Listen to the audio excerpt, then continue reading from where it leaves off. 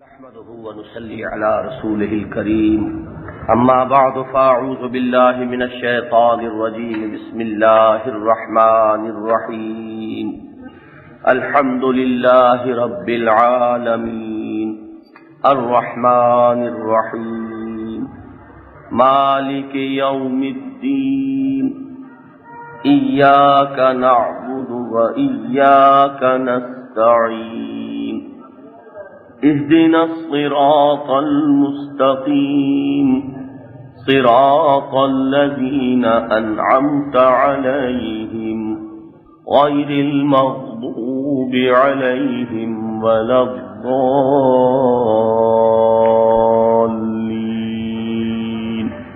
آمين رب اشرح لي صدري ويسر لي أمري واحلل عقدة من لساني يفقهوا قولي۔ حضرات، پچھلے درس میں ہم نے سورہ فاتحہ کے بارے میں بعض بنیادی اور تعارفی امور پر بحث کی تھی۔ سورہ فاتحہ کی اہمیت ہمارے دین میں اتنی ہے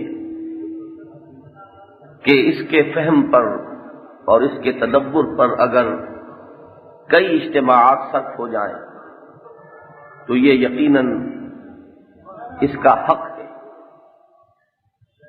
یہ بھی میں عرض کر دوں کہ اس سورہ مبارکہ کے درس کا حق ادا کرنا واقعہ یہ ہے کہ کسی انسان کے بس میں نہیں ہے۔ جس کی عظمت یہ ہو کہ حضور فرما رہے ہوں کہ اس جیسی صورت نہ تورات میں نازل ہوئی، نہ انجیل میں نازل ہوئی، نہ خود قرآن مجید ہی میں اس کا کوئی مثل ہے، اس کی کوئی اور نظیر یا اس کے ہم پلہ کوئی اور صورت ہے، تو اب اس کا حق ادا کرنا کس انسان کے بس میں ہے؟ ہمارے اس زمانے میں مولانا ابوالکلام آزاد مرحوم نے ام الکتاب کے نام سے جو تفسیر سورہ فاتحہ کی لکھی ہے، اس میں کوئی شک نہیں کہ وہ معارف قرآنی کا بھی ایک بہت بڑا خزانہ ہے، پھر یہ کہ وہ اردو ادب کا بھی بہت بڑا شاہکار ہے، اسے اردو ادب کے کلاسکس میں شامل کیا جا سکتا ہے۔ اس کے باوجود یہ نہیں کہا جا سکتا کہ اس سورہ مبارکہ کا حق جیسا ادا ہونا چاہیے وہ ادا ہو گیا۔ اب چونکہ مولانا کا ذکر آ گیا ہے تو میں ساتھ یہ وضاحت کر دوں کہ ان کے سیاسی نظریات کا معاملہ اور ہے، مجھے اس سے اس وقت بحث نہیں ہے۔ وہ اتفاق والا معاملہ ہو یا اختلاف والا معاملہ ہو، وہ ایک علیحدہ بحث ہے۔ اس وقت میں ان کے صرف اس تفسیر سورہ فاتحہ کے بارے میں گفتگو کر رہا ہوں، اور اگرچہ میں حیران ہوں کہ 7 آیات میں سے ایک آیت کا تو انہوں نے کسی درجے میں بھی حق ادا نہیں کیا، بڑا مختصر سا ایک پیرا لکھ کر وہ گزر گئے ہیں، حالانکہ وہ مرکزی آیت ہے سورہ مبارکہ کی، ایاک نعبد و ایاک نستعین۔ جیسا کہ ابھی میں عرض کروں گا، یہ اس کی بڑی بنیادی اور بڑی مرکزی آیت ہے، اس پر کچھ نہیں لکھا۔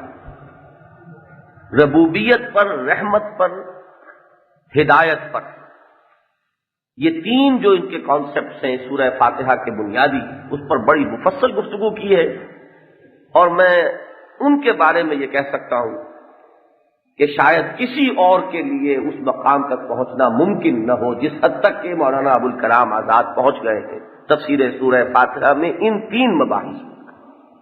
بہرحال میں نے پچھلی مرتبہ عرض کیا تھا کہ آج ہم اس سورہ مبارکہ کے مضامین کا ایک تجزیہ کریں گے۔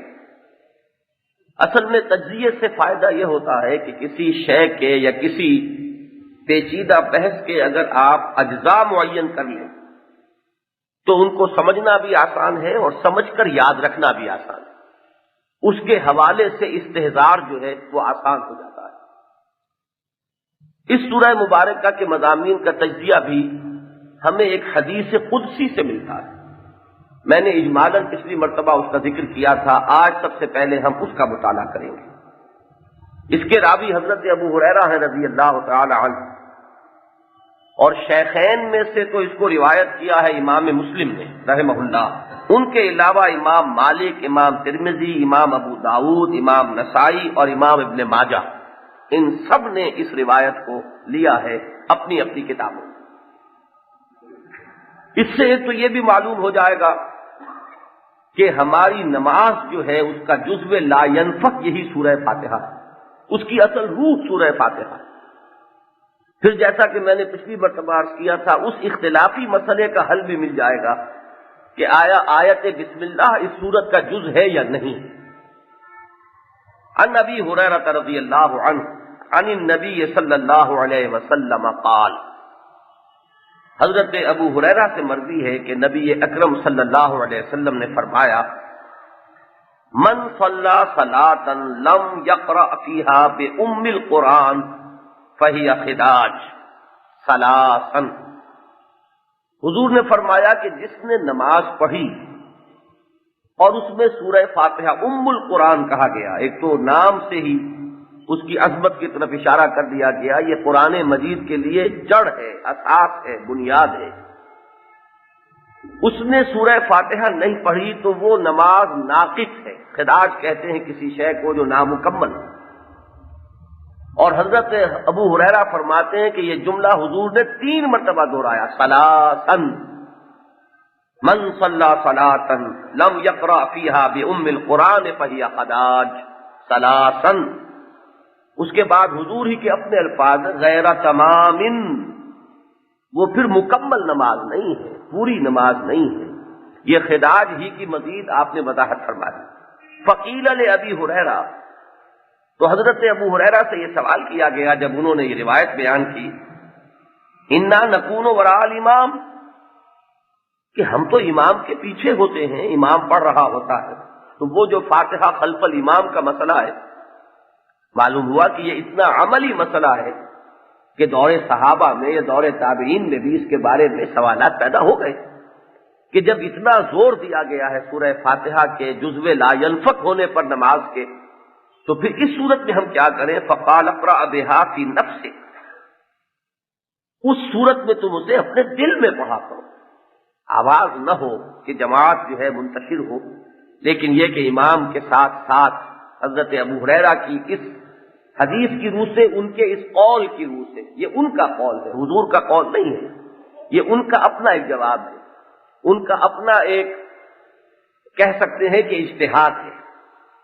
فَإِنِّي سَمِعْتُ النَّبِيَّ صلی اللہ علیہ وسلم، اب آگے وہ حدیث شروع ہو رہی ہے، اس لیے کہ میں نے خود سنا ہے نبی اکرم صلی اللہ علیہ وسلم کو فرماتے ہوئے، یقول قال اللہ عز وجل، حضور نے فرمایا کہ اللہ تعالیٰ یہ ارشاد فرماتا ہے۔ اب یہاں سے حدیث قدسی شروع ہو گئی کہ حضور بیان فرما رہے ہیں، لیکن یہ صراحت فرما کر کہ یہ اللہ نے فرمایا، قسمت الصلاۃ بینی و بین عبدی نصفین، میں نے نماز کو تقسیم کر لیا ہے اپنے اور اپنے بندے کے مابین آدھا آدھا۔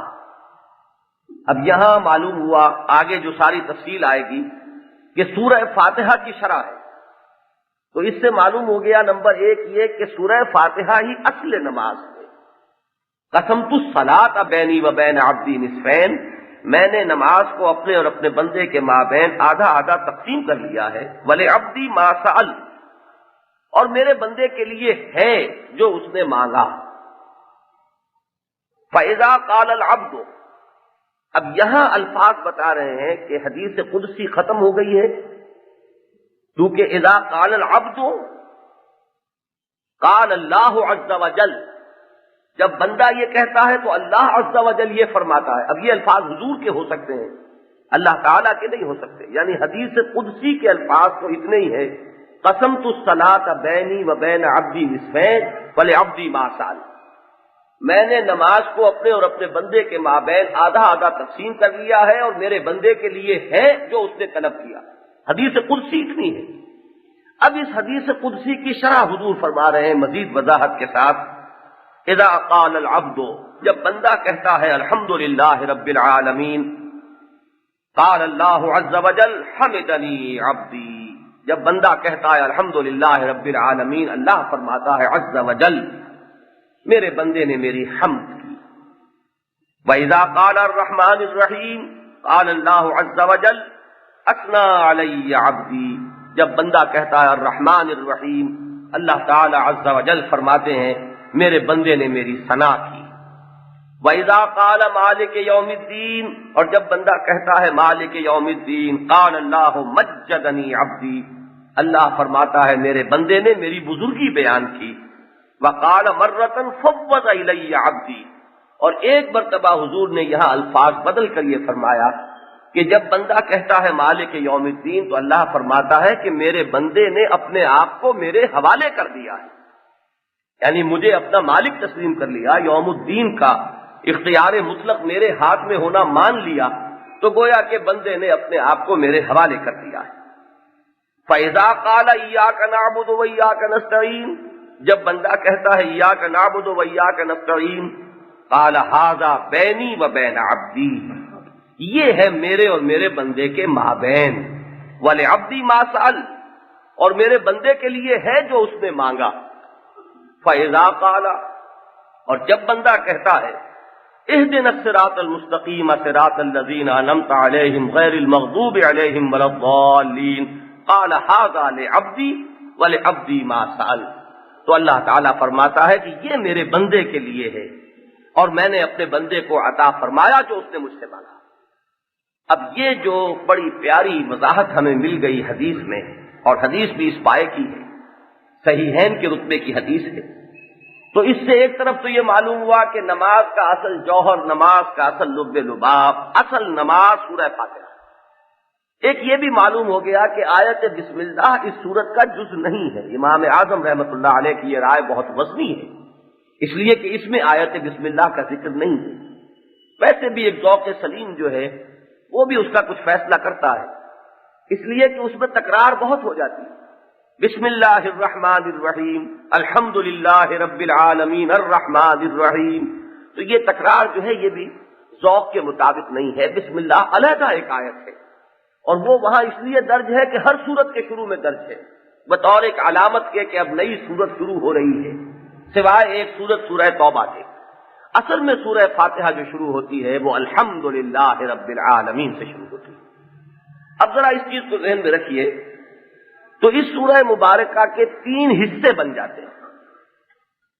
ایک حصہ جو پہلی 3 آیات پر مشتمل ہے وہ کل کا کل اللہ کے لیے، حمد اللہ کی، ثنا اللہ کی، تمجید اللہ کی، یہ ساری حمد و ثنا اور تمجید جو ہے یہ اللہ کی ہے. تو ایک حصہ کلیتاً اللہ کا ہوا، الحمد للہ رب العالمین الرحمن الرحیم مالک یوم الدین. یہ 3 آیات ہیں. آخری 3 آیات جو ہیں یہ ایک استدعا ہے، ایک دعا ہے، ایک درخواست ہے. اہدنا الصراط المستقیم صراط الذین انعمت علیہم غیر المغضوب علیہم ولا الضالین. یہ ہدایت جو ہے یہ بندے کی احتیاج ہے، بندے کی ضرورت ہے، لہذا اس کے بارے میں اللہ نے فیصلہ فرمایا یہ میرے بندے کے لیے ہے، اور میرے بندے نے جو مجھ سے مانگا میں نے دیا. پہلی 3 آیات اللہ کے لیے، آخری 3 آیات بندے کے لیے. اب درمیانی آیت ہے جو میں عرض کر رہا تھا کہ وہ مرکزی آیت ہے، وہ ان دونوں کو جوڑنے والی آیت ہے. ایاک نعبد و ایاک نستعین. عجیب بات ہے اس میں، اس حدیث پر جب غور کرتا ہے انسان تو جو پہلو آتے ہیں سامنے، جن میں سے ہر پہلو جو ہے بہت ہی انسان کے لیے اس کے بصیرت باطنی کے اندر اضافہ کرنے والا ہے. عجیب بات یہ ہے کہ آیتیں 3 ہیں لیکن جملہ ایک ہی ہے، گرامر کی روح سے جملہ ایک ہے. اس لیے کہ الحمد للہ رب العالمین کے بعد الرحمن الرحیم یہ اللہ کی صفات ہے، یہ علیحدہ ایک جملہ نہیں بنتا بلکہ اسی کے ساتھ ملتا ہے. مالک یوم الدین، مالک پر بھی زیر آ رہا ہے، یہ بھی اسی کے ساتھ جڑا ہوا ہے. تو عربی قواعد کی روح سے 3 آیات پہلی جو ہے وہ ایک جملہ بنتا ہے. اسی طریقے سے 3 آیات آخری جو ہے وہ بھی ایک جملہ بنتا ہے. اہدنا الصراط المستقیم، اب صراط المستقیم ہی کی صفات ہے، صراط الذین انعمت علیہم بدل ہے اسی کا، غیر المغضوب علیہم ولا الضالین. جیسے الحمد للہ رب العالمین تو اللہ کی صفات ہے، الرحمن الرحیم مالک یوم الدین. یہ سبارڈینیٹ کلاسز ہیں، آپ انگریزی میں جو انالیسس کرتے ہیں اس کے اعتبار سے وہ اصطلاح اگر ذہن میں رکھیں، پرنسپل کلوز الحمد للہ رب العالمین اور 2 سبارڈینیٹ کلاسز مل کر سینٹنس ایک بنا. اسی طرح آخری 3 آیات میں پرنسپل کلوز ہے اہدنا الصراط المستقیم صراط الذین انعمت علیہم غیر المغضوب علیہم ولا الضالین. یہ سبارڈینیٹ کلاسز ہیں اور مل کر پھر جملہ ایک ہی بنا. درمیانی آیت جو ہے یہ ایک آیت میں 2 جملے ہیں. इय्याका नअबुदु मुकम्मल जुमला, फेल फाइल मफूल तीनों चीजें मौजूद, व इय्याका नस्तईन, इय्याका नस्तईन फिर मुकम्मल जुमला है। पहली 3 आयात एक जुमला, आखिरी 3 आयात एक जुमला, दरमियानी आयत एक लेकिन जुमले 2, ताकि तकसीम बिल्कुल बराबर हो जाए। जैसे कि ये वाव आया है वाव अतफ, इय्याका नअबुदु व इय्याका नस्तईन, इस वाव को यूं समझ लीजिए जैसे आप तराजू को कोई हाथ में पकड़ते हैं तो जिसको मुट्ठी में लेते हैं वहां से जो आपने पकड़ा तो ये है वाव, वाव से इधर इय्याका नअबुदु, और इसके साथ वो 3 आयात तराजू के पलड़े में अमूमन आपने देखा होगा वो डोरियां 3 ही होती हैं, अल्हम्दुलिल्लाह रब्बिल आलमीन अर्रहमानिर रहीम मालिक यौमिद्दीन। इन 3 डोरियों से वो एक पलड़ा जो अल्लाह का हिस्सा है, और ये जुड़ गया किससे? इय्याका नअबुदु। फिर वो वाव है जहां से तराजू आपने हाथ में थामी हुई है, इय्याका नस्तईन, और नस्तईन से फिर वो 3 लड़ियां जो है वो एक दुआ को जोड़े हुए हैं, इहदिनस सिरातल मुस्तकीम सिरातल लज़ीना अनअमता अलैहिम गैरिल मग़दूबि अलैहिम वलद्दाल्लीन। तो मुकम्मल जिसको कहेंगे तक़सीम निस्फैन में हुई है, क़समतु सलात बैनी व बैन अब्दी निस्फैन, मैंने नमाज को अपने और अपने बंदे के माबैन बराबर बराबर 2 हिस्सों में तक़सीम कर लिया है। फनिस्फुल्ली, निस्फ मेरे बंदे के लिए, व निस्फुल अब्दी, और आधा मेरे बंदे के लिए, वले अब्दी माताल, बंदे के लिए क्या है? बंदे के तो लिए सवाल ही है, दुआ है, इस्तिदा है जो उसने की है, तो जो उसने मुझसे मांगा मैंने उसे दिया। तो ये है वो तज्जिया कि इसको ज़हन में रखकर अब आज हम कोशिश करते हैं कि इसका जो पहला हिस्सा है उसको समझ लें। मैंने पिछली मर्तबा भी वजाहत कर दी थी, आज फिर जान लीजिए। फलसफा कुरान के एतबार से ये बहुत अहम बहस है।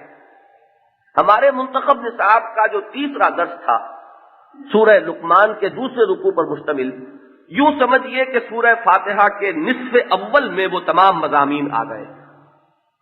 वो मजमून क्या था? मारिफत खुदाबंदी, तौहीद खुदाबंदी, ये मजमून शुक्र अल्लाह का, ये तमाम मज़ामीन जो हम पढ़ चुके हैं सूरह लुकमान के पहले रुकू की इब्तदाई आयात में, उन्हीं को आगे जरा एक कदम बढ़कर समझिए तो ये पहला हिस्सा है सूरह फातिहा का। फरमाया अल्हम्दुलिल्लाह रब्बिल आलमीन, और ज़हन में रखिएगा कि हमने जो 6 तकरीरें अक़साम शिर्क के मौजू पर यहां हुई हैं, उनमें जो मज़ामीन आए हैं आज वो एक दूसरे रुख से आ जाएंगे। शिर्क की जिद है तौहीद, और तौहीद पर सूरह फातिहा का ये हिस्सा जो है निहायत शामिल।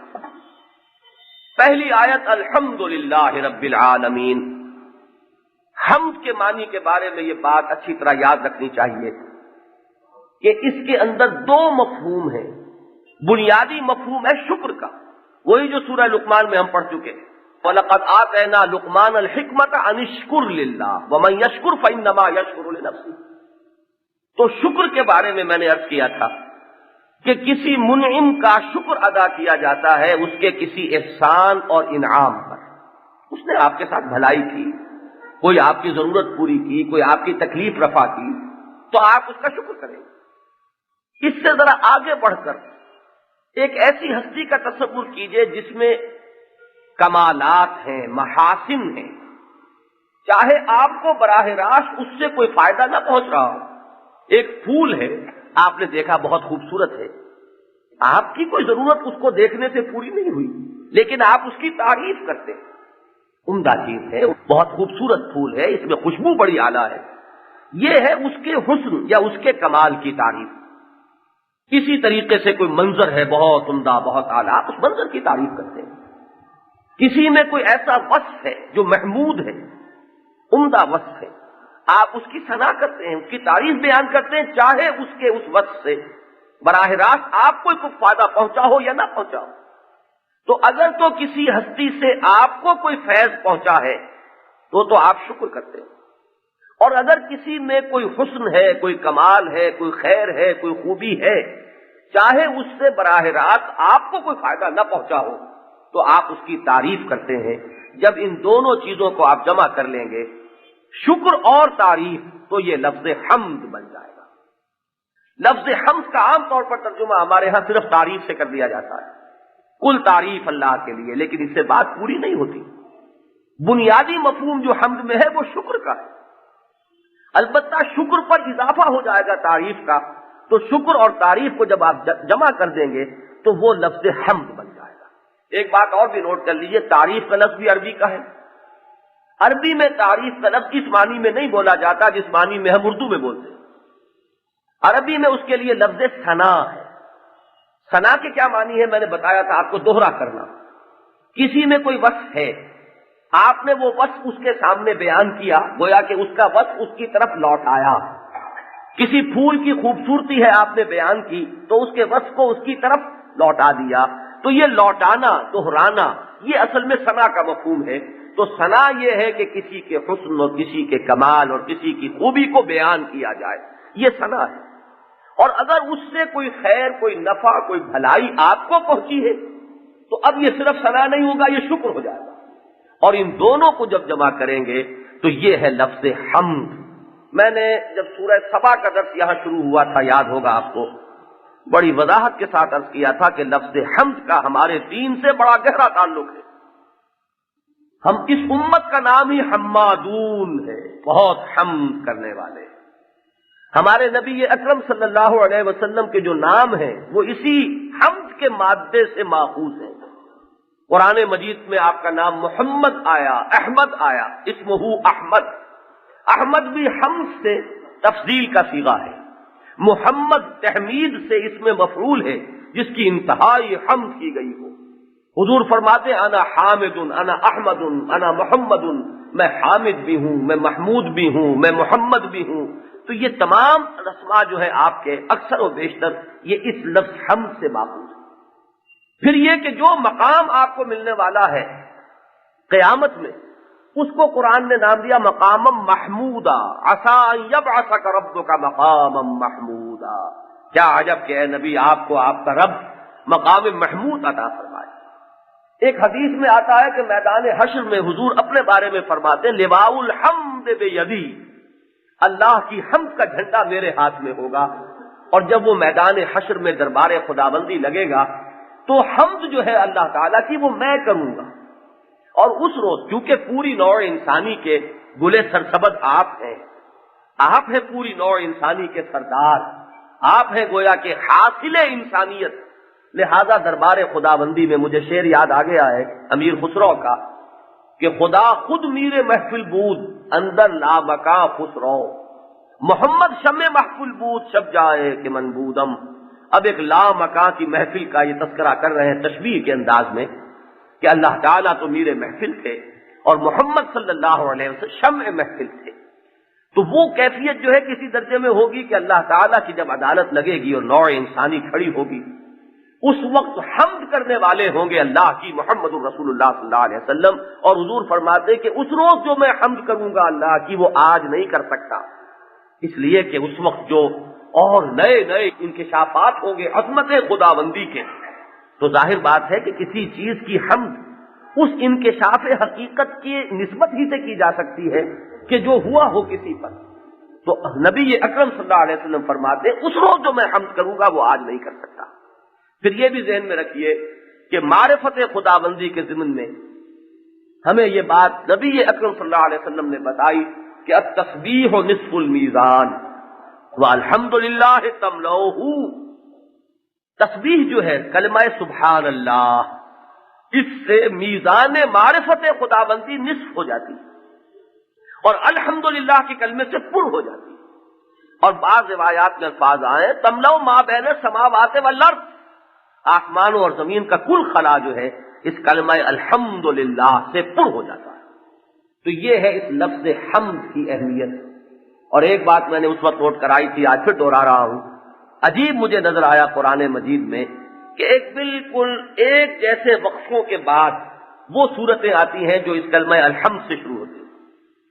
سورہ فاتحہ کے بعد ذرا چلیے گا آپ، تقریباً 6-7 پارے کے وقفے سے آپ کو ملے گی سورہ انعام۔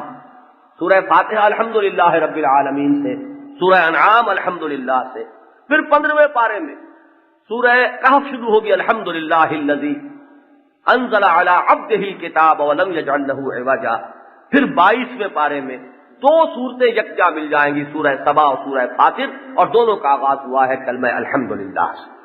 تو یہ ہے وہ کلمہ۔ اب آپ غور کیجئے اس سے شرک کی کس طرح جڑ کٹی۔ شرک کی تو بنیاد ہی یہ ہے کہ کسی شے میں آپ کو کوئی عظمت نظر آئی اور آپ کا دل جو ہے اس کی عظمت کے احساس سے جھک گیا، آپ کے اندر اس کی عظمت کا احساس اتنا پیدا ہوا کہ خود بخود دل جھک گیا۔ جب انسان اس حقیقت کو پا لیتا ہے کہ کسی میں کوئی عظمت نہیں ہے، عظمت کل کی کل صرف اللہ کے لیے، العظمت للہ، کسی شے کا کوئی حسن ہے ہی نہیں، حسن صرف اللہ کا ہے۔ سورج میں اپنا تو کچھ نہیں ہے، کوئی کمال اس کا ذاتی نہیں ہے، یہ تو اللہ کا مدیت کردہ ہے۔ چاند میں کوئی شے اپنی نہیں ہے، اللہ کی پیدا کردہ ہے۔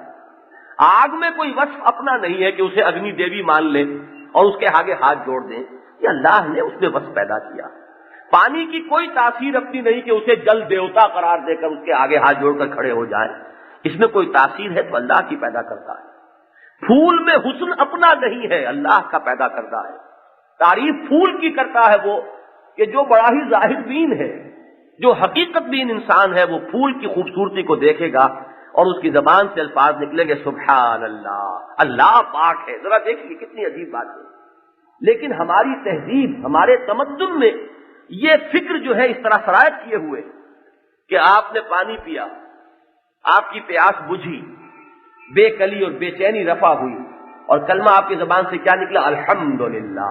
پانی کی تعریف نہیں ہے، پانی میں کوئی وصف نہیں ہے، یہ وصف اللہ کا ہے، تعریف اللہ کی۔ آپ نے پھول دیکھا اور پھول میں آپ کو حسن اور رعنائی اور رنگ و بو کی ایک نہایت حسین آمیزش نظر آئی، آپ نے کہا سبحان اللہ۔ سورہ کہف میں آیا ہے کہ کیوں نہ ایسا ہوا کہ جب تو اپنے باغ میں داخل ہوا اور تو نے دیکھا باغ لہلہا رہا ہے، پھلوں سے لدے ہوئے ہیں درخت، وہ منظر جو ہے دیکھ کر فوراً کیوں نہ تیرے زبان سے نکلا ماشاء اللہ۔ یہ جو کچھ ہے مشیت خداوندی سے، اللہ نے چاہا ہے تو ہے، اللہ نہ چاہتا تو کچھ نہ ہوتا۔ لاکھ آپ کی محنتیں ہوتی، لاکھ آپ نے آپ پاشی کا نظام قائم کر لیا ہوتا، لاکھ آپ نے اس کے اوپر سر توڑ محنت کی ہوتی، کچھ نہ ہوتا اگر اللہ نہ چاہتا، اور اگر کچھ ہے تو صرف اس کی مشیت سے۔ لولا اذ دخلت جنتک قلت ما شاء اللہ، کیوں ایسا نہ ہوا کہ جب تو اپنے باغ میں داخل ہوا تو نے اسے دیکھا لدے پھدے ہوئے پھلوں کے ساتھ، تو تیری زبان سے کلمہ نکلتا ما شاء اللہ۔ تو اب یہ تمام کلمات جو ہیں یہ در حقیقت شرک کا سر کچلنے والے کلمات ہیں۔ یہ دوسری بات ہے کہ وہ صرف ایک عادت ثانیہ بن جائے، سبحان اللہ، الحمدللہ اور ماشاء اللہ اور انشاءاللہ آپ کی زبان سے نکلتا رہے صرف تکیہ کلام کی حیثیت سے، اور اس کی حقیقت کا کوئی انعکاس آپ کے احساسات میں نہ ہو، تب تو بات دوسری ہے۔ لیکن اگر کسی درجے میں بھی اس کا پرتو انسان کے باطن پر پڑ رہا ہو، یہ کلمات ادا ہو رہے ہوں ایک گہرے تاثر کے ساتھ، تو آپ یہ سمجھ لیجئے کہ شرک کی جڑ کٹ گئی۔ اب کسی اور کے لیے کیا باقی رہ گیا؟ کسی کے لیے نہ شکر ہے، نہ کسی کے لیے کوئی ثنا ہے۔ کل کا کل شکر، کل کا کل ثنا اللہ کے لیے ہے۔ ہمیں جو کچھ مل رہا ہے اس کے دیے مل رہا ہے۔ آپ نے کھانا کھایا، چاہے کتنے ہی بے شمار سلسلوں سے ہو کر وہ کھانا تیار ہوا، کسی کاشتکار کی محنت ہے جو اس نے زمین پر کی ہے، بیج اس نے ڈالا ہے، کھیت اس نے سینچا ہے، بڑی محنت اس نے کی ہے، پھر اس کو کاٹا ہے فصل کو، پھر لوگ نہ معلوم کن کن مراحل سے گزر کر وہ بوریوں میں بھر کر کہاں سے ہو کر آپ کی منڈیوں میں پہنچا ہے، آپ کے پاس آیا ہے، اس کو پیس کر آٹا بنا کر اس سے روٹی پکائی گئی ہے۔ یہ نہ معلوم کتنا لمبا سلسلہ، اور ابھی تو یہ سلسلہ وہ ہے جو ہم جانتے ہیں۔ اس گندم کے ایک دانے کے وجود میں آنے میں کتنی توانائی سورج کی لگی ہے، کتنی قوتیں زمین کی صرف ہوئی ہیں۔ پالتا ہے بیج کو مٹی کی تاریکی میں کون، اور کون لایا کھینچ کر پچھم سے بادے سازگار۔ پوری کائنات گویا کہ لگی ہوئی ہے اس ایک دانے کو بنانے کے لیے، لیکن ہم اس پورے سلسلے کو نظر انداز کر کے جو اصل مسبب الاسباب ہے ہم اس کی طرف رجوع کرتے ہیں کہ کھانا کھا کر اگر ذوق کم ہو گیا اور وہ جو انسان پر اضمحلال تھا بھوک کی وجہ سے دور ہو گیا، تو فوراً زبان پر کلمات آئیں گے، الحمدللہ الذی اطعمنی وسقانی وجعلنی من المسلمین۔ اس اللہ کا شکر ہے جس نے مجھے کھلایا اور پلایا اور مجھے مسلمانوں میں سے کیا۔ اب آپ بتائیے کہ شرک کا امکان کہاں ہے؟ نہ مظاہر پرستی کا امکان رہا، نہ شمس پرستی کا امکان رہا، نہ پانی کی پوجا کا امکان رہا، کسی چیز کا کوئی امکان نہیں، نہ کوئی انداتا ہے، کوئی انداتا نہیں، انداتا ایک ہی ہے، کوئی نہیں ہے جو کسی کو رزق بہم پہنچا سکتا ہو، صرف وہی ایک رزاق ہے۔ ان اللہ هو الرزاق ذو القوۃ المتین، وہی ہے کہ جو رزق پہنچا رہا ہے۔ تو جب آپ نے یہ تمام باتیں جو ہیں اللہ کے قدموں میں ڈال دی، تو اب کسی اور کے لیے دینے کو آپ کے پاس کچھ ہے ہی نہیں۔ تو الحمد میں الف لام کا کلمہ جو ہے اس کو کہیں گے کہ یہ حصر کا کلمہ، کل حمد، کل شکر، کل ثنا اللہ کی ہے۔ میں شکر کو اہمیت اول حاصل ہے، اہمیت اولا، اور ثنا ثانوی درجے میں۔ تو اس پر اول تو یہ جو میں نے کچھ دعائیں آپ کو اس میں سنائی بھی ہیں، ان سے بھی یہ بات جو ہے پورے طور پر سامنے آ جاتی ہے کہ جہاں مقام شکر ہے وہاں آپ کو قرآن مجید اور حدیث کی دعاؤں میں لفظ حمد ملے گا۔ کھانا کھایا، بھوک مٹی، یہ مقام شکر ہے، اور یہاں کلمہ کیا ہے؟ الحمدللہ الذی اطعمنی وسقانی وجعلنی من المسلمین۔ آپ اگر بیت الخلاء گئے تھے اور آپ کے فضلات جسم سے خارج ہو گئے اور آپ نے ایک بالکل جیسے انشراح ہو جاتا ہے طبیعت کو، ہلکے پھلکے ہو کر آپ باہر نکلے ہیں، اب آپ یہ مقام شکر ہے، اور آپ کے زبان پر الفاظ کیا آنے چاہیے؟ الحمدللہ الذی اذھب عنی الاذی وعافانی، اس اللہ کا شکر ہے جس نے مجھ سے اذیت بخش چیز کو دور کر دیا۔ پیشاب اگر رک جائے تو کیا قیامت برپا ہوگی، اگر یہ فضلات جسم کے اندر رک جائیں تو اسی سے تو سارا فساد جو ہے انسان کے جسمانی نظام کا وہ پیدا ہوتا ہے۔ تو اس اذیت بخش چیز کو ہم سے دور کر دیا، اس اللہ کا شکر ہے۔ الحمدللہ الذی اذھب عنی العذا وعافانی۔ صبح صبح آپ اٹھے، رات کو سو گئے تھے، اب دوبارہ آنکھ کھلی، زندگی کا ایک نیا دن اللہ نے آپ کو عطا کیا ہے۔ اسی نیند کی حالت میں موت بھی واقع ہو سکتی تھی، اور خود نیند جو ہے وہ موت کی بہن ہے۔ آپ کا شعور جو ہے وہ آپ سے سلب کر لیا جاتا ہے۔ تو ہم ہیں تو اپنے شعور ہی کے حوالے سے، ہمارا وجود کچھ بھی ہوا کرے، اصل شے تو اس میں شعور ہے، اور وہ شعور جو ہے وہ نیند کی حالت میں نہیں ہے، خود شعوری ختم ہو گئی۔ تو اب جب دوبارہ آنکھ کھلی اور شعور کی کیفیت آپ کو محسوس ہوئی، اب وہ مقام شکر ہے۔ الحمدللہ الذی احیانی بعد ما اماتنی والیہ النشور، اللہ کا شکر ہے جس نے مجھے اثر نو زندگی عطا فرمائی، اس کے بعد کہ مجھ پر موت وارد ہو گئی تھی، اور اسی طرح ایک روز اس کی طرف ہم چلیں گے۔ ایک نیند اور بھی آنی ہے جس کو ہم موت کہتے ہیں، اور اس سے بھی ایک روز اسی طرح صبح کو اٹھیں گے جیسے روزانہ صبح کو اٹھ جاتے ہیں، اور اپنے رب کے حضور میں ہم حاضر ہو جائیں گے۔ اب دیکھیے تمام یہ قرآن مجید میں حضرت ابراہیم کا قول نقل ہوا، الحمدللہ الذی وہب لی علی الکبر اسماعیل و اسحاق۔ اب دیکھیے یہ مقام شکر ہے، مقام ثنا نہیں ہے۔ یہ ثنا میں نے عرض کیا اس چیز پہ ہوتی ہے کہ جو ایک وصف تو ہے، ایک حسن اور کمال کا مظہر ہے، لیکن اس سے آپ کو کوئی براہ راست فیض نہیں پہنچ رہا۔ جہاں آپ کو کوئی چیز ملی ہے تو وہ تو مقام شکر ہے۔ تو ایک بوڑھے انسان کو 87 برس کی عمر میں ایک بیٹا ملا، پھر 100 برس کی عمر میں دوسرا بیٹا اللہ نے عطا کیا۔ حضرت اسماعیل کی جب ولادت ہوئی ہے حضرت ابراہیم 87 برس کے تھے، حضرت اسحاق کی جب ولادت ہوئی ہے تو پھر 100 برس کی عمر تھی۔ تو اب اس پر جو دعا جو نکلی ہے، حمد کا ترانہ، شکر کے کلمات، الحمدللہ الذی وہب لی علی الکبر اسماعیل و اسحاق ان ربی لسمیع الدعاء، اس اللہ کا شکر ہے جس نے مجھے اس بڑھاپے کے باوجود، اس بڑھاپے کے علی الرغم اولاد عطا فرمائی، اور اولاد بھی کیسی؟ اسماعیل اور اسحاق جیسے فرزند عطا فرمائے۔ واقعہ یہ ہے کہ میرا رب دعا کا سننے والا ہے۔ تو یہ حمد جو ہے اس میں جان لیجئے کہ 3/4 حصہ کم سے کم شکر کا سمجھ لیجیے، اور صرف 1/4 ہے وہ تعریف کا جز اس میں، اور ہمارے ہاں تراجم میں وہ تعریف ہی تعریف رہ گیا ہے، شکر کا حصہ جو ہے وہ بالکل ذہنوں سے خارج ہو گیا۔ اسی کے حوالے سے ایک تو ہمارا تیسرا اور چوتھا سبق جڑ گئے۔ تیسرے سبق کا پہلا کانسیپٹ کیا تھا؟ شکر۔ وَلَقَدْ آتَيْنَا لُقْمَانَ الْحِكْمَةَ أَنِ اشْكُرْ لِلَّهِ، اور چوتھے سبق میں پہلا کلمہ کیا رہا؟ الحمد، کل کا کل شکر اور کل کی کل ثنا۔ ویسے اس معاملے میں ذرا ایک باریک بات اور بھی ہے، وہ بھی سمجھ لیجئے۔ ان دونوں چیزوں میں میں نے جو اتنا نمایاں فرق کر کے سمجھایا ہے کہ شکر اور ہے، ثنا اور ہے،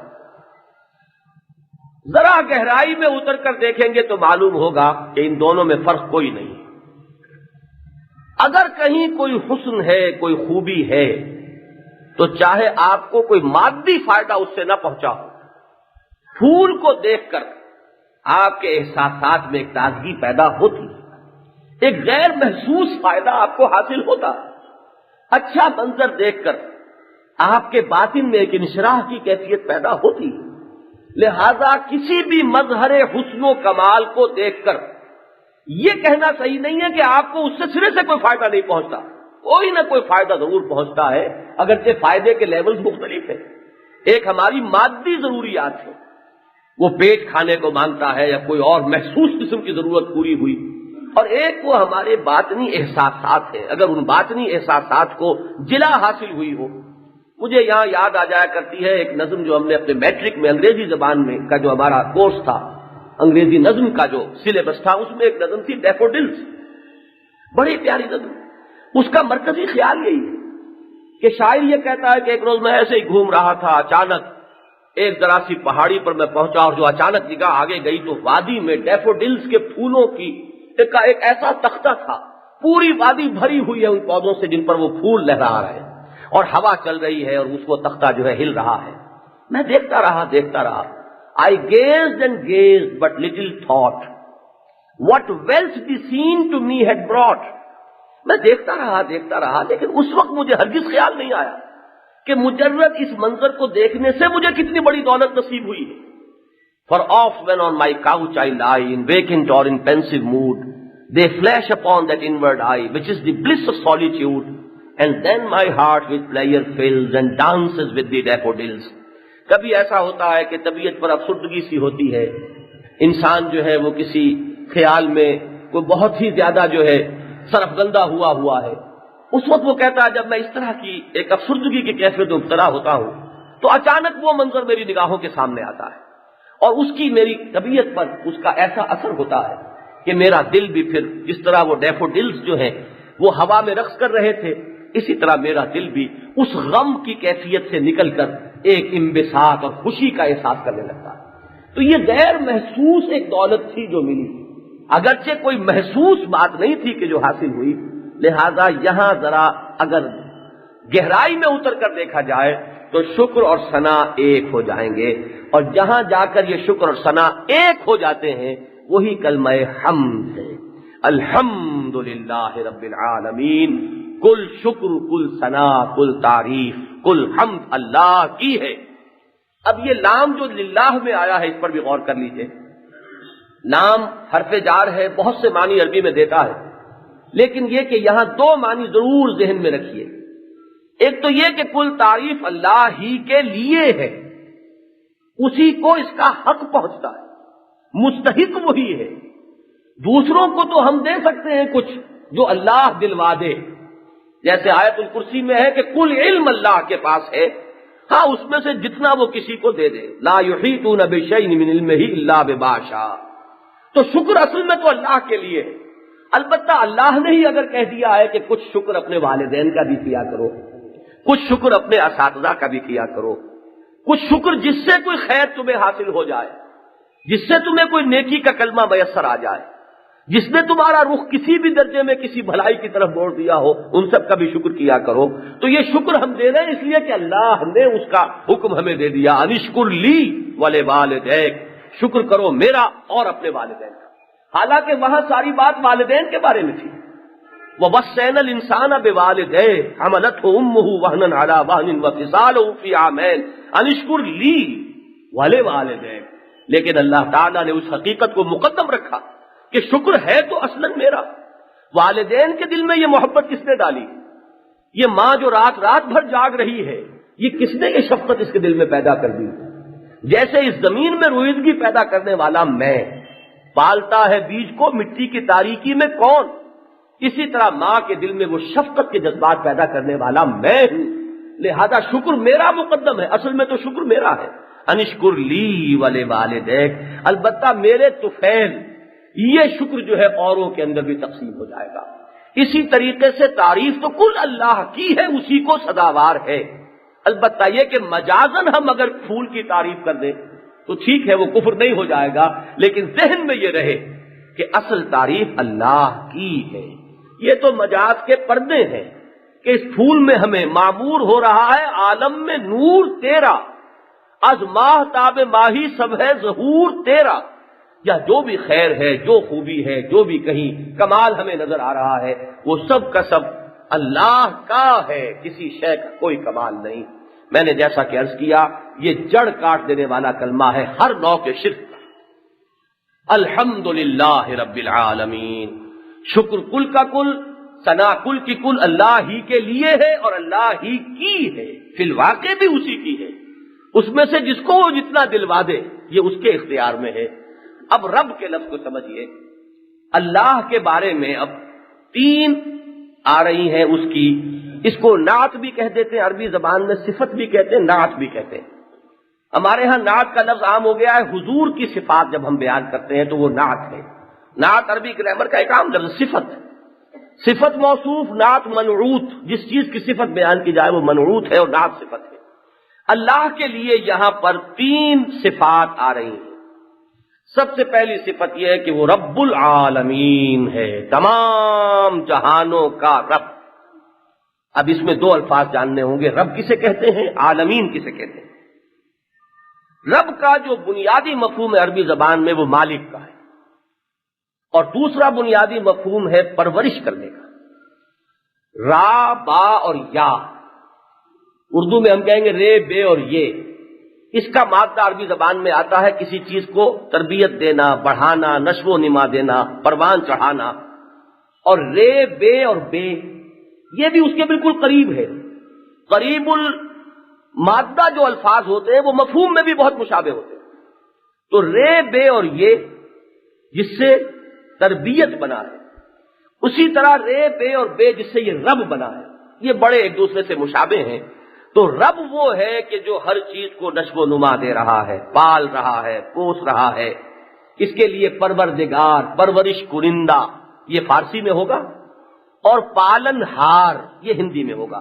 آپ دیکھیں گے ہمارے جو ابتدائی ترجمے ہیں اردو کے، اس میں ہندی الفاظ کافی ہیں، شاہ عبد القادر کے ترجمے میں بھی اور شاہ رفیع الدین کے ترجمے میں بھی، کیونکہ وہ آپ سوچئے کہ آج سے 250 برس پہلے کی اردو ہے۔ اس وقت کی اردو میں اگر ولی دکنی کی اردو آپ دیکھیں جو اس سے بھی پہلے کی ہے، تو اس میں تو آپ کو 75% ہندی کے الفاظ مل جائیں گے، بلکہ ان کی ترکیبیں، اس کا انداز جو ہے وہ بالکل ہندی کا سا ہوگا۔ تو رفتہ رفتہ اصل میں ہوا ہے کہ اردو زبان میں ووکیبلری جو ہے وہ فارسی اور عربی کی جو ہے وہ غالب آئی ہے، اور ہندی الفاظ آہستہ آہستہ نکل گئے۔ تو پالن ہار یہ آپ کو لفظ مل جائے گا۔ تو یہ لفظ جو ہے پالن ہار، پروردگار، پرورش کنندہ، وہ کہ جو کسی ہر شے کو اس کے جو پوٹینشیلٹیز ہیں اس کے اندر، ان کو تدریجاً نشو و نما دے کر اس کے مقام تکمیلی تک پہنچانے والا ہے، وہ رب ہے۔ اور جو رب ہوگا وہی مالک ہوگا۔ الا لہ الخلق والامر، موٹی سی بات ہے، جو خالق ہے اسی کو اختیار ہے اس کا کہ وہ اس شے کے بارے میں حکم دے کہ اسے کیا کرنا ہے اور کیا نہیں کرنا ہے۔ تو جس شخص نے پرورش کی ہے، جو پالن ہار ہے، جو پروردگار ہے، وہی مالک بھی ہے۔ تو لفظ رب جو ہے مالک کے مفہوم میں بھی آتا ہے، چنانچہ رب البیت، رب الدار، یہ کہیں گے گھر کا مالک، گھر کا آقا، صاحب البیت، وہ رب البیت ہے۔ تو یہ لفظ جو ہے رب، اسی معنی میں اصل میں دعویٰ کیا تھا فرعون نے، انا ربکم الاعلی۔ دیکھیے اتنا احمق وہ بھی نہیں تھا کہ وہ یہ سمجھتا ہو اور یہ دعویٰ کرتا ہو کہ میں آسمانوں اور زمین کا خالق ہوں، ایسا پاگل تو نہیں تھا۔ اور نہ اتنے پاگل لوگ تھے جو اس کو اپنا رب مانتے تھے، وہ تو نہ معلوم کتنے بڑے بوڑھے وہاں ہوں گے جنہوں نے اس کی پیدائش کا وقت بھی دیکھا ہو اور اس کو گھٹنوں چلتے بھی دیکھا ہو، اسے کیسے کوئی مان لے گا کہ یہ خالق ہے۔ اصل میں اس کا جو دعویٰ تھا انا ربکم الاعلی، کہ اختیار میرا ہے، اس کی شرح سورہ مومن میں آتی ہے اصل میں، جہاں اس نے کہ کھل کر اپنا جو کلیم ہے اس کو بیان کیا، الیس لی ملک مصر، کیا مصر کی بادشاہی میری نہیں ہے، وہذہ الانہار تجری من تحتی، اور یہ سارا آبپاشی کا نظام میرے ہاتھ میں نہیں ہے، میں جس کو چاہوں جتنا پانی دے دوں۔ نہر میں پانی دے دیا آپ نے، اختیار دیا ہے، تو ادھر کی جو زمینیں ہیں وہ جل تھل ہو جائیں گی اور اس میں خوب فصل آئے گی، اور جدھر سے چاہوں میں پانی کاٹ دوں، یہ اختیار میرا ہے۔ تو جب اختیار میرا تو حکم میرا چلے گا۔ مالک میں، ملک اور مالک میں فرق تو نہیں ہے۔ اسی لیے میں سورہ فاتحہ میں جو تیسری آیت میں مالک یوم الدین آتا ہے، اس کی ایک اور قرات جو ہے وہ ملک یوم الدین بھی ہے۔ مصری قراء کی قراتوں میں آپ نے یہ قرات سنی ہوگی۔ تو ملک اور مالک میں فرق نہیں، ملک بادشاہ صاحب اختیار، اور مالک بھی صاحب اختیار، جو کسی شے کا مالک ہے اسے اختیار حاصل ہے اس کے بارے میں جو چاہے کرے۔ تو یہ رب جو ہے اس کے اندر یہ مفہوم ہے، اسی معنی میں اس نے دعویٰ کیا تھا کہ مصر میں تو اختیار میرا چلے گا، یہاں کا رب میں ہوں، یہاں کا مالک اور مختار میں ہوں۔ تو ہم نے جب کہا رب العالمین، رب العالمین کیوں ہے کہ اللہ پر چونکہ زیر آ گئی ہے، اس لیے اب تمام صفتیں جو ہیں وہ زیر کے ساتھ آئیں گی، لیکن اصل علیحدہ کہا جائے گا تو رب العالمین کہا جائے گا۔ تو رب العالمین کے کیا معنی ہوئے کہ ملکیت کی نفی ہو گئی کسی بھی غیر سے، یہاں کی ہر شے کا مالک وہ ہے، ہر شے کا مختار مطلق وہ ہے۔ عملی اعتبار سے سوچئے کہ نظری اعتبار سے توحید کی تکمیل ہو گئی الحمدللہ پر، عملی اعتبار سے توحید کی تکمیل ہو گئی رب العالمین پر۔ مالک وہ ہے، اختیار اس کا چلے گا، جو حضور نے فرمایا کہ لا طاعت لمخلوق فی معصیت الخالق، مخلوقات میں سے کسی کی اطاعت نہیں ہوگی جس میں خالق کی معصیت لازم آتی ہے۔ رب وہ ہے، مالک وہ ہے، ملکیت تامہ اسی کی ہے۔ یہ دوسروں کے پاس جو کچھ ہے یہ فریب ہے کہ یہ میرا ہے، تمہارا کہاں ہے؟ یہ اللہ کا ہے۔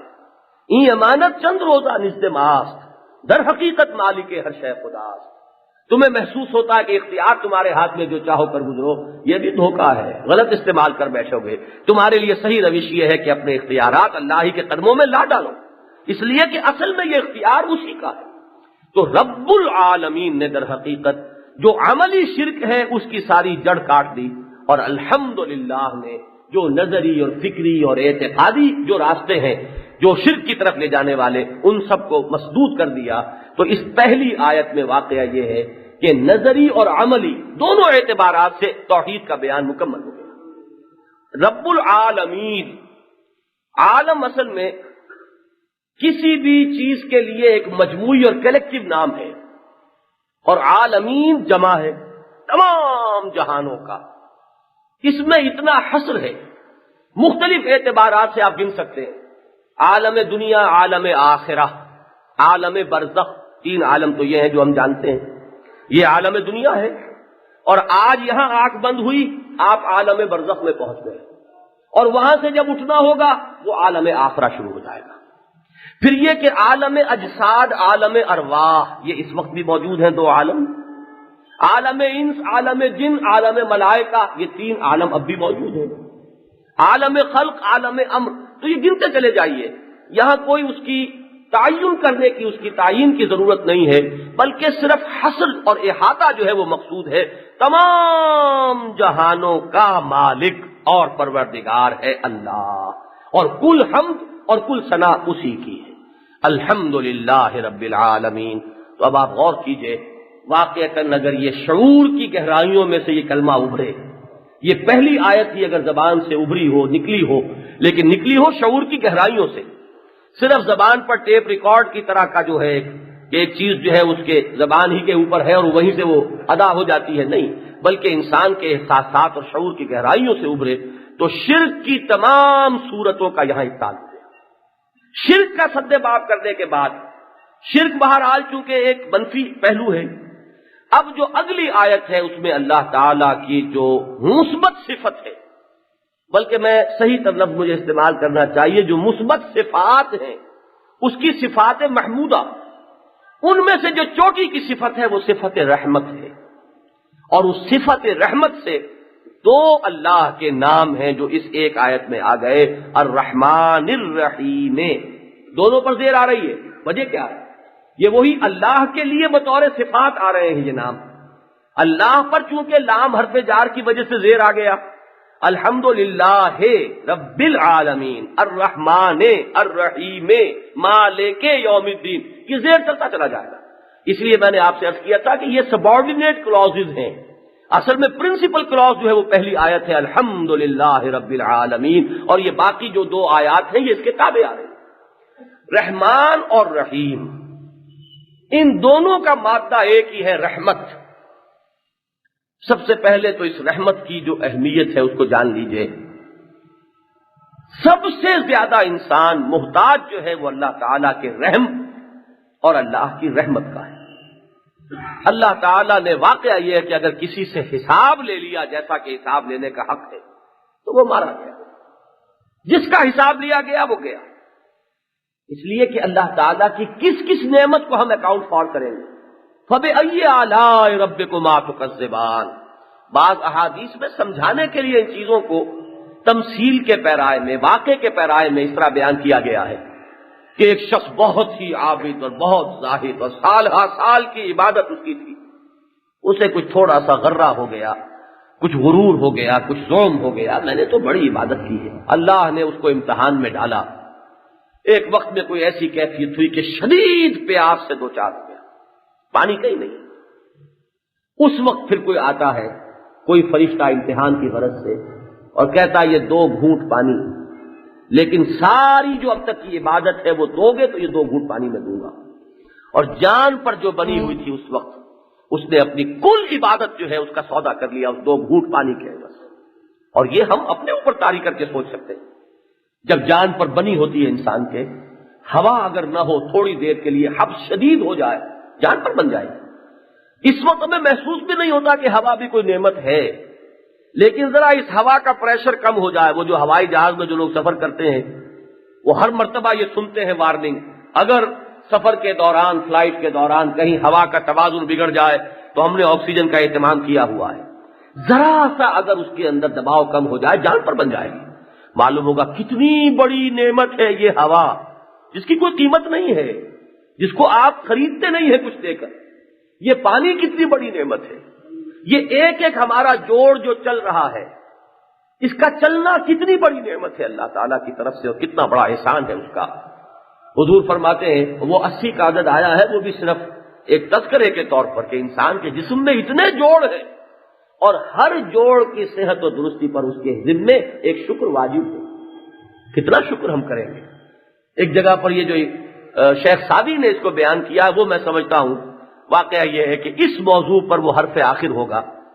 وہ کہتے ہیں کہ ہر سانس جب انسان کے جسم کے اندر جاتا ہے وہ موجب تقویت ہوتا ہے، آکسیجن گئی، اسی آکسیجن کو آپ برن کریں گے آپ کو انرجی ملے گی، اور جب وہ سانس باہر نکلتا ہے تو وہ کاربن ڈائی آکسائڈ اور نہ معلوم کیا کیا کچھ لے کر نکل رہا ہے، یہ جسم کی صفائی کا ذریعہ بن رہا ہے۔ پس بر ہر نفس 2 شکر واجب است، لہذا ہر سانس پر 2 مرتبہ شکر کرنا واجب ہے عضو عقل۔ تو اب آپ سوچئے اگر اللہ تعالی حساب لینے پر آ جائے، اسی لیے وہ دعا اللہم حاسبنا حسابا یسیرا، پروردگار ہم سے آسان حساب لیجو، ہم تیری فضل اور تیری رحمت کے امیدوار ہیں، اپنے عمل پر ہمارا تکیہ نہیں۔ تو رحمت وہ شے ہے جس کے بارے میں حضور نے فرمایا صلی اللہ علیہ وسلم کہ کوئی شخص بھی اپنے عمل اور اپنے نیکی کی وجہ سے جنت میں داخل نہیں ہو سکے گا جب تک کہ رحمت خداوندی دستگیری نہ کرے۔ اور کسی صحابی نے بڑی ہمت اور جرأت کا ثبوت دیا کہ پوچھ لیا، سوال حضور سے کر لیا کہ کیا حضور آپ بھی؟ آپ نے فرمایا ہاں میں بھی۔ اب آپ سوچئے کہ اگر محمد الرسول اللہ صلی اللہ علیہ وسلم کا یہ معاملہ ہے تو ہما شما تک کہاں کوئی بات پہنچے گی کہ ہم اپنے عمل پر نازاں ہو جائیں۔ ہمیں تو اگر تکیہ ہے تو وہ صرف رحمت پر۔ اب اس رحمت کے لیے 2 الفاظ یہاں آئے اللہ تعالیٰ کے ناموں میں سے، یہ نام کس قدر کثرت سے ریپیٹ ہوئے ذرا اول تو یہ غور کیجئے، 114 مرتبہ تو یہ آیت بسم اللہ میں آ گئے، 113 مرتبہ تو آیت ہے سورتوں کے شروع میں آیت بسم اللہ، اور 1 مرتبہ جو سورہ توبہ میں نہیں ہے، سورہ توبہ کے شروع میں تو سورہ نمل کے بیچ میں موجود ہے۔ حضرت سلیمان نے جو خط لکھا تھا ملکہ سبا کے نام، وہ شروع ہوا انہو من سلیمان وانہو بسم اللہ الرحمن الرحیم۔ تو یہ الرحمن اور الرحیم جو ہے سورہ حشر کے آخر میں بھی یہ دونوں الفاظ اسی طرح جڑواں آتے ہیں۔ سب سے پہلے جو آیت ہے 3 آیات میں اسماء خداوندی کا عظیم ترین جو گلدستہ ہے قرآن مجید میں، یکجا جو اسماء آپ کو ملیں گے سب سے زیادہ وہ سورہ حشر کی آخری 3 آیات ہیں۔ هو اللہ الذی لا الہ الا هو عالم الغیب والشہادہ هو الرحمن الرحیم۔ هو اللہ الذی لا الہ الا هو الملک القدوس السلام المؤمن المہیمن العزیز الجبار المتکبر سبحان اللہ عما یشرکون۔ یہ 3 آیات میں 15 اللہ کے نام ہیں یکجا، ان میں رحمان اور رحیم اسی شان کے ساتھ ہے کہ پہلی آیت میں اللہ کا لفظ آیا اور رحمان اور رحیم کا جس طریقے سے کہ آیت بسم اللہ میں ہے، جس طرح اس سورہ فاتحہ کے شروع میں۔ اب اس میں صرف یہ کہ ایک باریک سا فرق ہے رحمان اور رحیم میں۔ کچھ لوگوں نے تو اس کے اندر یہ مفہوم پیدا کیا ہے کہ رحمان الدنیا و رحیم الآخرہ، اللہ تعالیٰ کی رحمت کی دو شانیں ہیں، ایک دنیا میں ظاہر ہوتی ہے شان، وہ رحمانیت ہے، ایک آخرت میں ظاہر ہوگی شان رحمت کی، وہ رحیمیت ہے۔ اس کی وجہ یہ ہے کہ رحیم بر وزن فعیل ہے، فعیل کے وزن پر صفت مشبہ آتی ہے عربی زبان میں، اور اس میں ایک دوام کا رنگ ہوتا ہے۔ تو آخرت چونکہ دائم ہے، ہمیشہ ہمیش کے لیے ہے، لہذا رحیم کو لوگوں نے آخرت کے ساتھ متعلق مانا۔ یہ دنیا جو ہے عارضی ہے۔ رحمان فعلان کے وزن پر ہے، فعلان میں عربی زبان میں وہ الفاظ آئیں گے اس وزن پر کہ جس میں کسی کیفیت میں عارضی طور پر بہت جوش پیدا ہو جاتا ہے، جوش و خروش کی کیفیت، لیکن ظاہر ہے کہ وہ عارضی ہوتی ہے۔ تو رحمانیت کو اس اعتبار سے دنیا سے متعلق مانا گیا، رحمان الدنیا و رحیم الآخرہ۔ لیکن بات اصل میں یہ پوری طرح بنتی نہیں ہے، یہ دونوں علیحدہ نہیں ہو سکتی۔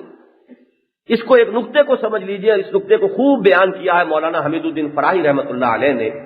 اللہ تعالیٰ کی صفات اور اسماء جب قرآن میں آئیں بغیر حرف عطف کے، واو نہیں ہے، الرحمن والرحیم اگر آتا یا الرحمن والرحیم تو آپ ان کو جدا کر سکتے تھے، لیکن جب حرف عطف نہیں ہے، اور کمال یہ ہے کہ وہ سورہ حشر کی جو لاسٹ بٹ ون آیت ہے اس میں 8 اسماء آئے ہیں ایک آیت میں، اور کہیں کلمہ عطف نہیں ہے۔ الملک القدوس السلام المؤمن المہیمن العزیز الجبار المتکبر، کئی حرف واو ہے۔ اس سے انہوں نے نقطہ نکالا ہے کہ جہاں حرف واو نہیں آتا اس میں اس طرف رہنمائی ہے کہ یہ صفات ذات خداوندی میں بیک وقت موجود ہیں، ان میں کوئی تقدیم و تاخیر نہیں ہے، کوئی زمانی کوئی فصل نہیں ہے کہ ایک وقت میں ایسا اور ایک وقت میں ایسا، معاذ اللہ۔ یہ تو ہماری تصور ہے، ہماری کیفیات ایسی ہوتی ہیں کہ ہمارے ہاں خوشی ایک وقت میں ہوگی، غمی ایک وقت میں ہو جائے گی، انشراح کسی وقت ہوگا اور کسی وقت قبض کی کیفیت ہو جائے گی، انقباض ہو جائے گا۔ اللہ تعالیٰ کے اسماء اور صفات ان میں کہیں اس نوع کی دوئی نہیں ہے، پلورلزم ہم نہیں شمار کریں گے، یہ بھی ایک طرح کا شرک بن جائے گا۔ اللہ کی ذات واحد ہے اور بآن واحد اس کی تمام صفات اس میں بیک وقت موجود ہیں۔